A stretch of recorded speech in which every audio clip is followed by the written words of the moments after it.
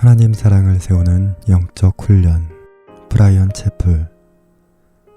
많은 크리스천이 기도와 성경 읽기, 친교, 성찬 등 여러 형태로 영적 훈련을 한다.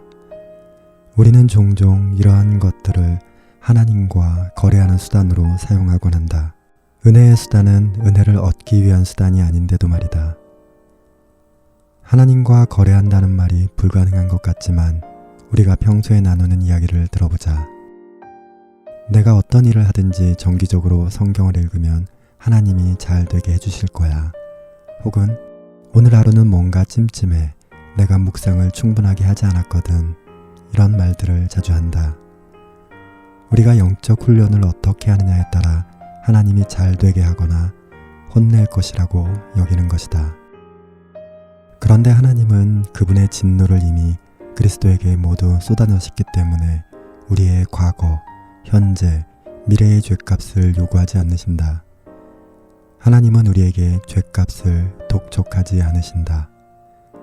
지금 내게 일어나는 모든 것은 하나님의 영광을 위한 것이다.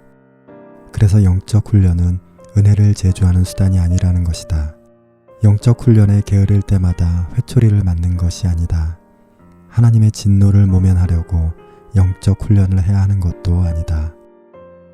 달리기 하는 사람이 공기를 마시는 것은 자신이 만들어내는 산소를 마시는 것이 아니다. 이미 공기 중에 있는 산소를 들여 마시는 것뿐이다. 우리에게 은혜도 마찬가지다. 하나님의 은혜는 기도, 성경 읽기, 친교 등의 영적 훈련을 통해 만들어내는 것이 아니다. 하나님이 주신 은혜를 우리가 즐겁게 받는 것이다. 영적 훈련은 하나님의 인정을 얻기 위한 수단이 아니라 하나님의 은혜를 깨닫는 수단이다. 우리의 기쁨이 되는 것이다. 하나님의 사랑을 알게 되는 것이다. 하나님이 먼저 우리를 사랑하셨기 때문이다. 영적 훈련은 하나님의 은혜를 기뻐하고 받아들이며 그분의 말씀과 사랑의 방식을 더 이해하는 수단이다.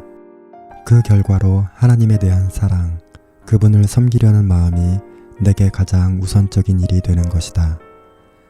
이는 내가 영적 훈련으로 은혜를 만들어서가 아니라 그것이 하나님의 사랑을 알게 하기 때문이다. 그래서 우리의 삶은 하나님의 사랑에 응답하는 삶이지 하나님과 거래하는 삶이 될 수 없다. 성경을 읽고 기도하며 예배드리는 이유가 하나님이 당신에게 선한 일을 해주시길 원하는 것이라면 당신은 하나님을 거래의 대상으로 여기는 것이다.